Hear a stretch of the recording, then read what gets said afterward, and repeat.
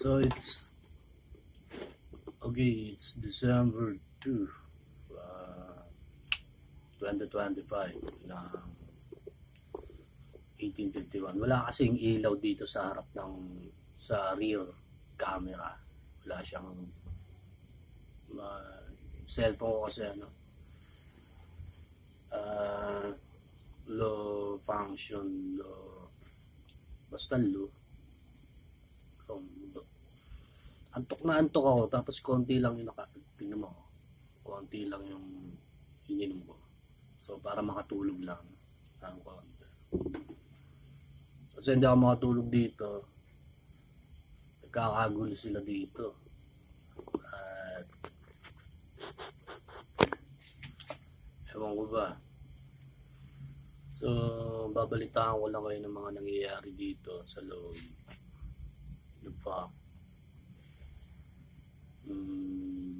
Kaya basag ako na.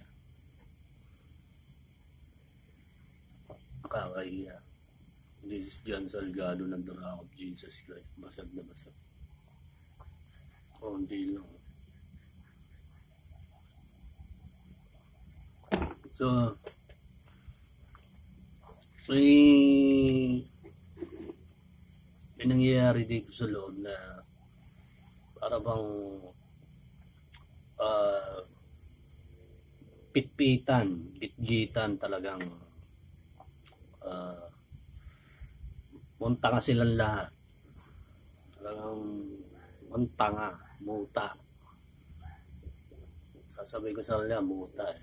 Talagang hindi ko maintindihan. Talagang sabog na sabog sila. So di pa ako nagigising mamaya pag nagising ako. So may kalakaran dito sa loob na gusto kong paalisin.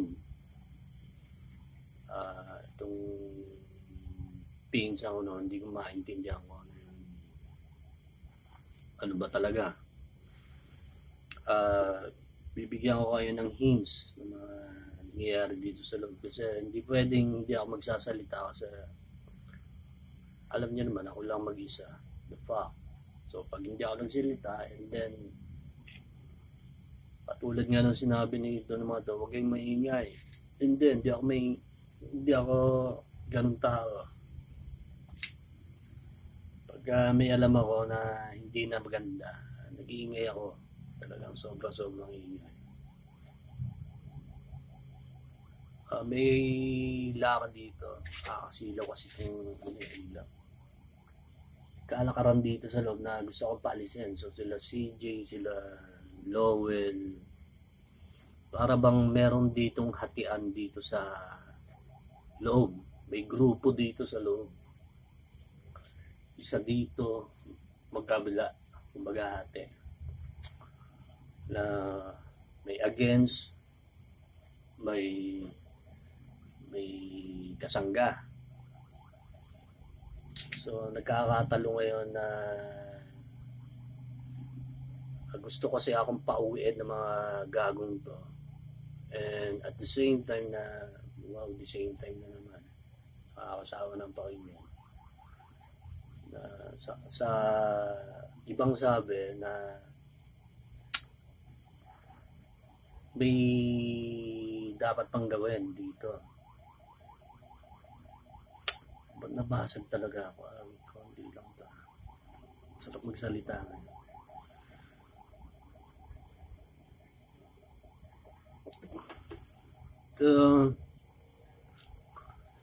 Kasi natutulog ako kanina.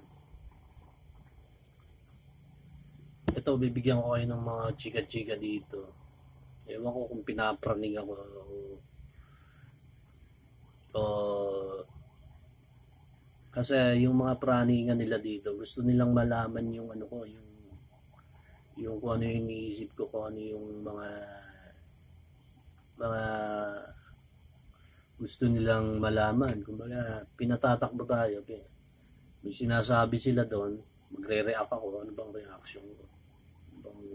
Para makilala ko itong taong ko. Parang ganun eh. So may mga dito sa loob kasi puta, may mga mana-mana na tinatawag dito sa loob. Kasi ewan ko nga eh, kung niloloko ako dito eh. Kasi ang pagkakaalam ko, ang pinsan ng airpod ko, itong sila Ate Tina, sila Kuya Big, yun ang pagkakaalam ko eh. At tiyahin ng airpod ko yung si Kakang Mena. Yun ang pagkakaalam ko talaga. Tapos sinabi sa akin na pinsan ko daw sila. Sila daw ay pinsan ko. So para daw hindi ako mailang, tinawag na para daw hindi ako mailang sa kanila, tinawag na pinsan. So pinakilalang pinsan sa akin. So, sige. Kasi ako lumaki kasi akong disiplinadong tao. Ever since nung sa mga lola at lolo ko, na pagka nakakatanda sa'yo, gumalang ka. Yun ang sabi sa amin. So until now, hawak na hawak ko yung puta na kaya nga hanggang ngayon, nag-aaway kami ng pinsa ko si Tino, Luneta, doon sa ibaba. Na hindi naman nag-aaway. Kumbaga nagdidiskusyon kami. Na pagka ganun, pare, o ano, para bang hindi ako nakasakay doon kasi may kinalakihan kasi ako doon eh, na para bang hanggang sa paglaki namin, kahit nga airpod ko ganun pa rin eh, na hanggang sa paglaki na airpod ko po at opo pa rin siya doon sa mga nakakatanda sa kanya.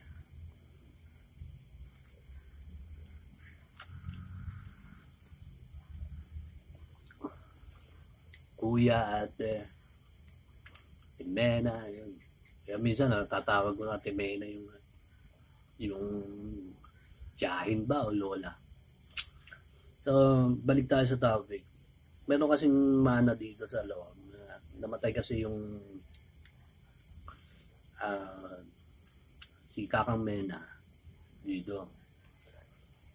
Ngayon may sabi-sabi dito sa loob na hindi ko, kaya ako nagsasalita dito para malaman ko kung ano yung totoo. Kasi baka pinapapatay tayo ng dahil lang dito.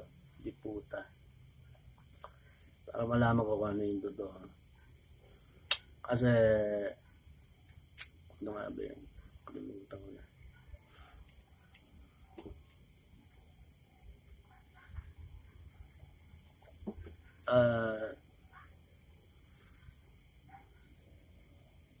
Si Kakang Mena daw ay inaanak ako, ninang ko. Si Kakang Mena, sabi, na ako lang daw. Gulat naman ako. Ako lang daw yung inaanak. Kasi nga daw kamukha ko yung si tatay, yung namayapang lolo ko rito. So itong sila kuya dito, mga kinakapatid ko dito sa loob. Ngayon may usapan dito na sabi, pinapraning ako maigi na pagka wala daw anak si kuya, si Kuya Big, sa akin daw ibibigay, sa akin daw mapupunta dapat. And then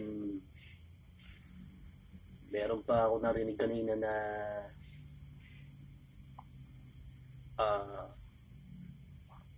sa panganay na anak ni Efren ibibigay ang mana. Yung Efren kasi is tatay ko yun dito sa kabila.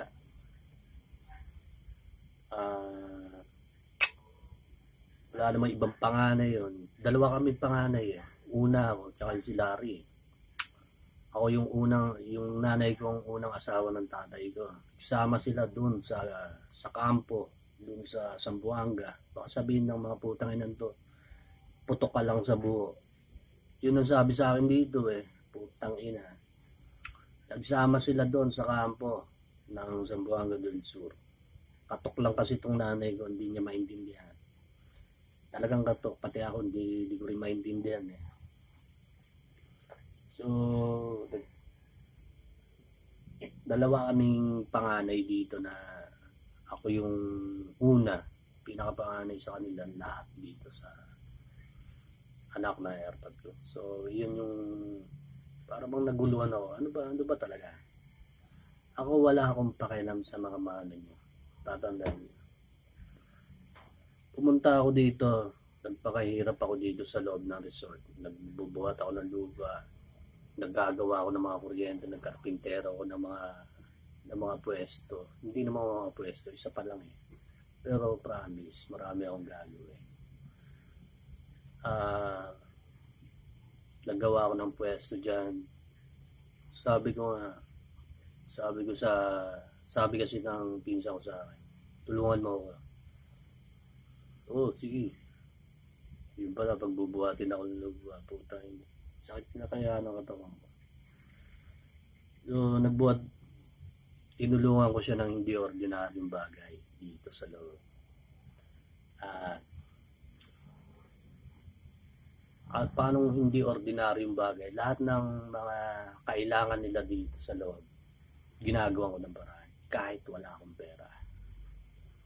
At tulad nito, putang ina, laki-laki ng lupa mo rito. Wala kang sili kahit isa, putang ina. Favorite ko yun eh. Kahit isang sili, wala ka. Putang ina. Yung favorite ko pa naman. So, wala kahit isa. So, tinaniman ko sila. So, bibili ka dyan sa labas. Ba't ka pupunta ng palengke?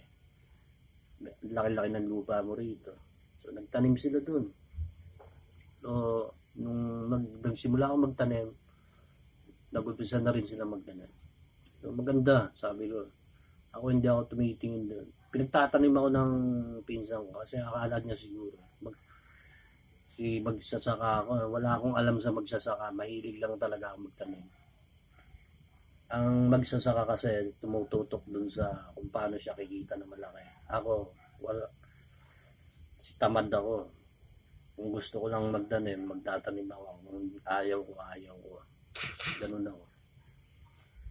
So, tinignan ko dito kung ano yung pwede nilang gawin dito sa loob.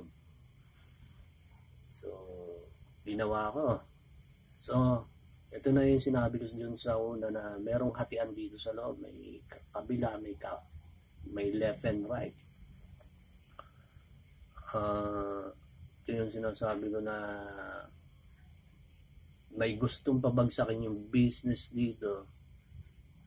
At hindi ko alam kung sino yung kasama ko na gusto ko silang pangatin.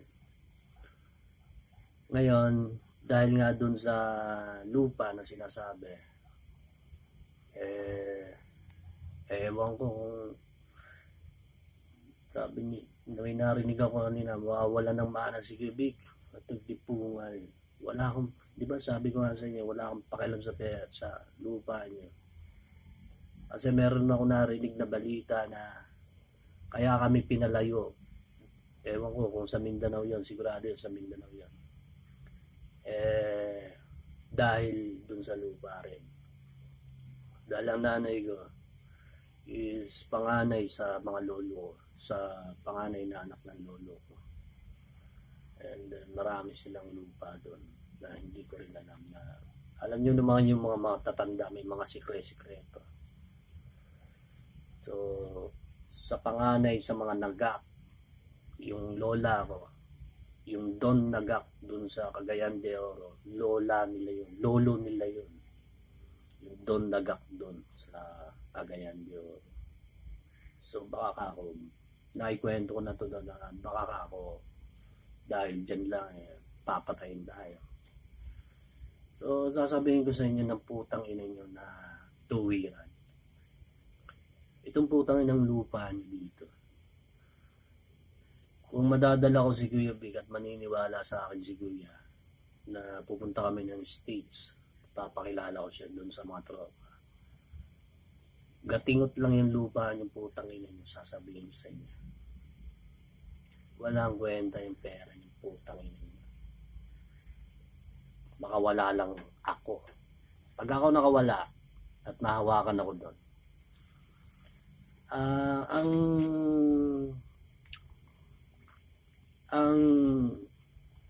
kala kasi nito na kala kasi ng mga putang inan mo na maloloko nila ako. Kanina may helicopter dito, kinukwento ko noon. Alam niyo nung nandun ako sa bukid ng Ringon, laging may dumadaan sa akin helicopter ng mga sundalo. Tinitignan pa ako minsan kung nasan ako. Kaya kanina may dumaang helicopter doon. Papunta kapag ano, biglang lumigo pag papunta sa akin eh. Lumabas ako doon. So hindi lang ako yung magsasalita, no? Maraming magsasalita rito. Uy, maraming magsasabi dito. Tapos minsan, umihi ako dito. May biglang bumabang eroplano dito. Ang laki. Jumbo plane yata yun.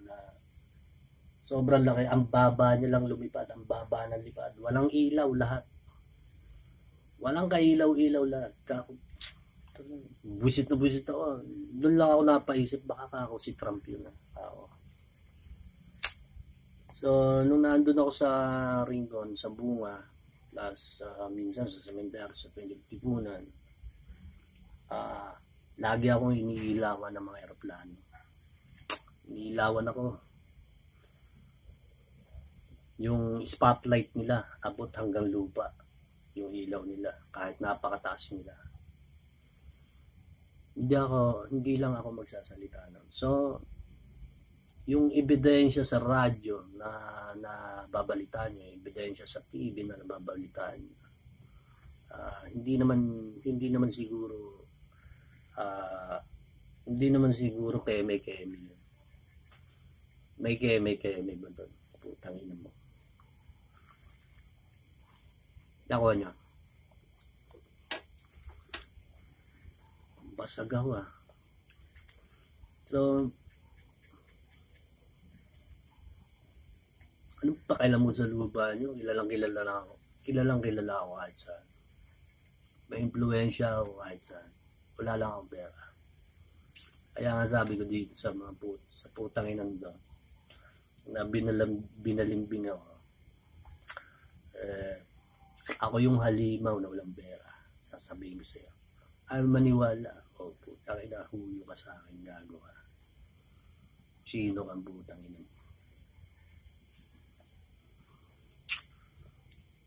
So, dito sa loob, may gustong pabagsakin tong negosyo dito sa loob. At ang plano is sila ang hahawak. So, itong pinsan ko naman, kaya baka siguro, kaya ako pinapunta rito, is kasi nga sikat akong tao. Sa akin ngayon binagsak. Putang ina. Ay, hindi nila ako kayang galawin eh. Hanggat hindi ako mahal ba. Kaya pilit na pilit sila na tumira. Sige, ako naman wala akong problema dun eh. Kasi kaya pinatatawag yung tropa. Gusto ko na may ebidensya na may makikita sila. So, ganun. Siguro dito, ako yung dating dyan na biglang nananapak. Hindi na ganun. Sigurado ngayon na kailangan may ebidensya ka bago ka tumira. Kuha niya.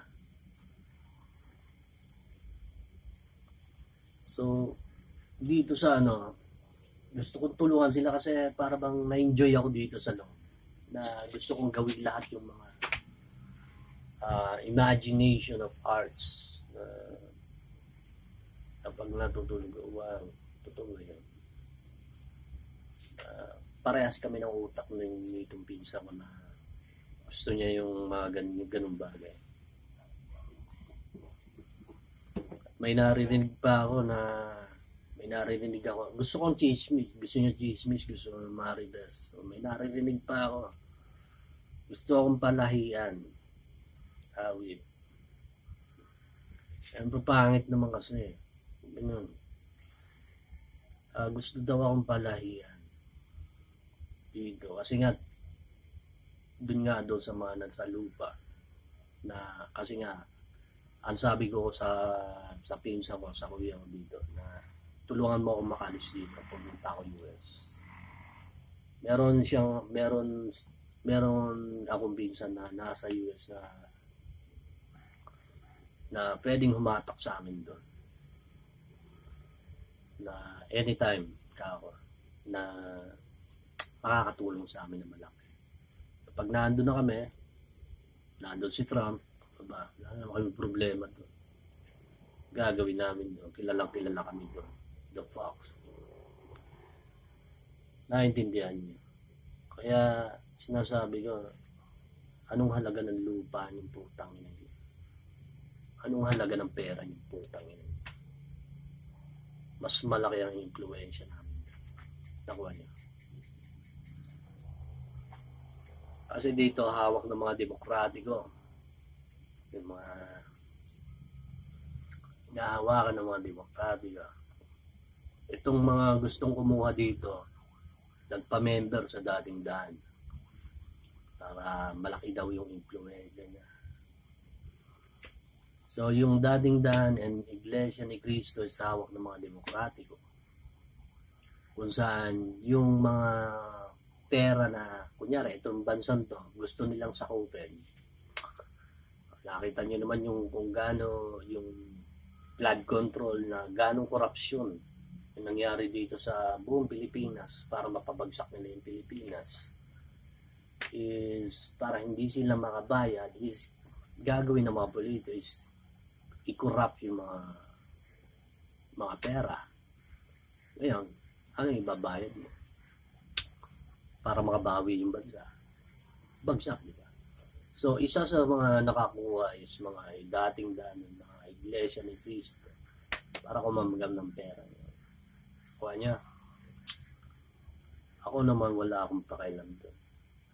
Makaalis lang ako dito sa Pilipinas is okay na ako doon. Kaso, gusto akong hatakin dito. Paano ko kayo paglalaban? Hindi nyo naman ginagawa yung sinasabi ko. Tangina. Hiyang-hiya pa ako sa sarili ko. The fact, ginawa nyo akong baboy rito. Baboy na baboy. Dito nga ako sa ulbo. Fuck. Totoo hindi.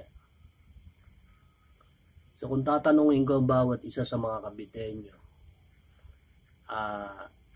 sino yung si Diego Mojica? Sino yung mga bayani natin dito? Sino yung sa 13, yung 13 martir doon sa 13? Sino si Jan Salgado rito sa Cavite? Kung putang ina yung tatanungin ko yung putang ina niya, sino si Jan Salgado dito sa Cavite? Nakuha niya. Ang daming bayani dito sa Cavite. Kaso yung sinasabi ko sa inyo, hindi yung ginagawa. Kung magkakahiyaan tayo, talagang papahiyain ko kayong putang ina niyo. Nakuha niyo.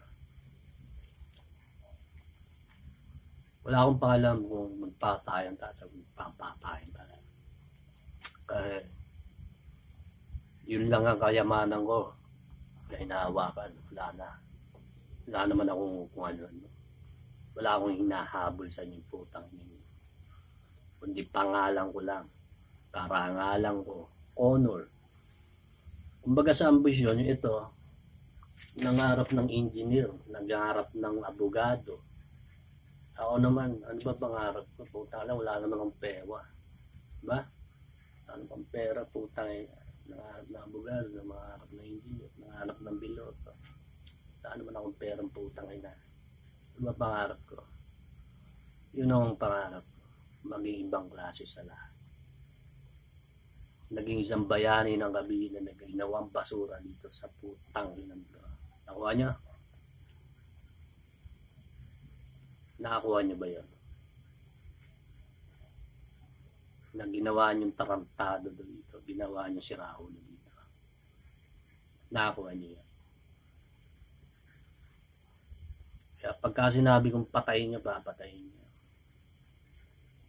Yun ang sasabihin ko sa inyo. Kasi magkakahiyaan tayo, mapapahiya kayo na. Huwag niyo ako subukan na Ilang beses ko nang sinabi sa inyo. Ilang beses ako nalagay sa alanganin. Papatayin ko kayo. Tandaan yung sinabi ko. Okay? At sa susunod na ulit. Medyo napatagal. Basag na basag ako eh. Susunod na ulit.